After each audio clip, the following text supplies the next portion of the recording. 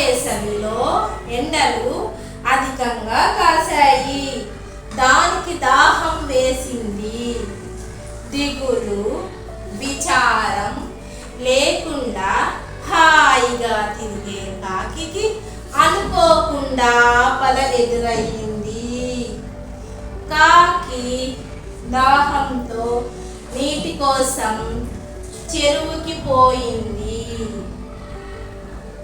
చెరువులో నీరు ఎండవేడికి ఆవిరైపోయింది.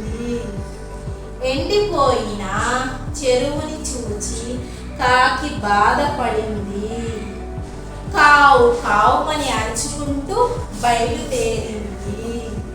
కాకి ఒక బావి చెంతకు చేరింది.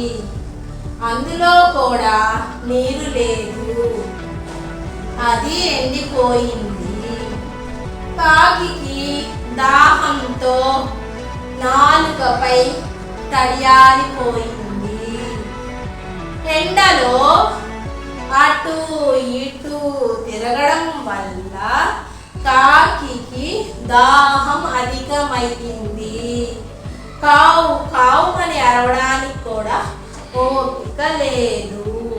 కాసేపు ఉంటే చచ్చిపోతానేమో అని భయపడింది కాకి. ఏం చెయ్యాలో పాలుపోక అటుగా వెళ్తూ ఉంటే కాకి ఒక కడవ కనిపించింది. అందులో నీరుందేమోనని కాకి లోనికి తొంగి చూచింది. కడవ అడుగున కొంచెం నీరు కనిపించింది. కడవ అడుగున అందుకోవాలని ముందుకి వంగింది. నీరు అందలేదు. కాకి అటు ఇటు చూసింది. ఒక గులకరాయి కనిపించింది. ఆ రాయి చెంతనే అలాంటివి చాలా కనిపించాయి. కాకి ఆలోచించింది. ఒక ఉపాయం తోచింది. తన నోటితో ఒక గులకరాయిని తీసుకొని కడవలోకి జార విడిచింది. రాయి నీటిలో మునగడంతో నీరు కొంచెం పైకి ఉబికింది.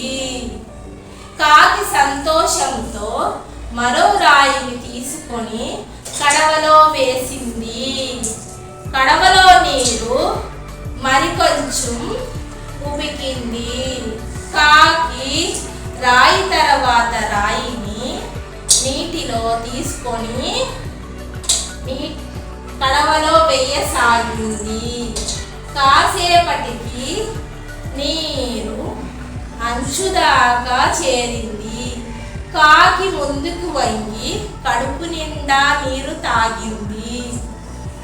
కావు కావుమని అరుచుకుంటూ ఆనందంగా ఎగిరిపోయింది.